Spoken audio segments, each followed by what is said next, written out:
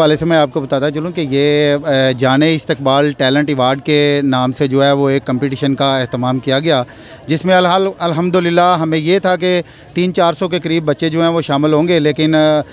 हाफिजाबाद के सरकारी और गैर सरकारी तमाम स्कूलों ने, जो उनके स्कूलों में क्रीम थी, अच्छे स्टूडेंट, मोस्ट इंटेलिजेंट स्टूडेंट थे, उनको उन्होंने भेजा और वो तकरीबन 850 के करीब इस सेंटर में जो है वो बच्चों ने शमूलियत की है। और इसमें जो बच्चा फर्स्ट, सेकंड, थर्ड आएगा उसे जाने इस्तकबाल अवार्ड टैलेंट अवार्ड के नाम से जो टैलेंट अवार्ड दिया जाएगा। इसमें हमने एक और चीज़ भी रखी है, जो बच्चे फर्स्ट, सेकंड, थर्ड आएंगे उनको हस्बे तरतीब जो है वो 6 मंथ, 3 मंथ और 2 मंथ का जो है वो वजीफ़ा भी दिया जाएगा। और इसके अलावा भी जो बच्चे जो शामिल हो रहे हैं उनको जाने इस्तकबाल टैलेंट अवार्ड के हवाले से ही उनको एप्रीसिएशन लेटर भी दिए जाएंगे और उनको असनाद दी जाएंगी। और ये हाफिजाबाद में पहली मरतबा हुआ है और इतना अच्छा हुआ है कि हम सोच रहे हैं कि इंशाल्लाह नेक्स्ट ईयर बच्चे ख़ुद तलाश करेंगे कि जाने इस्तकबाल अवार्ड वाले किस वक्त है। और ये बिल्कुल फ्री हुआ है, इसमें किसी किस्म की कोई कास्ट किसी बच्चे से नहीं ली गई। ये जितना भी काम किया गया है ये रफ़ाए आमा के लिए किया गया है और ये बच्चों की फलाह व बहबूद के लिए किया गया है। और इसका मेन मकसद जो है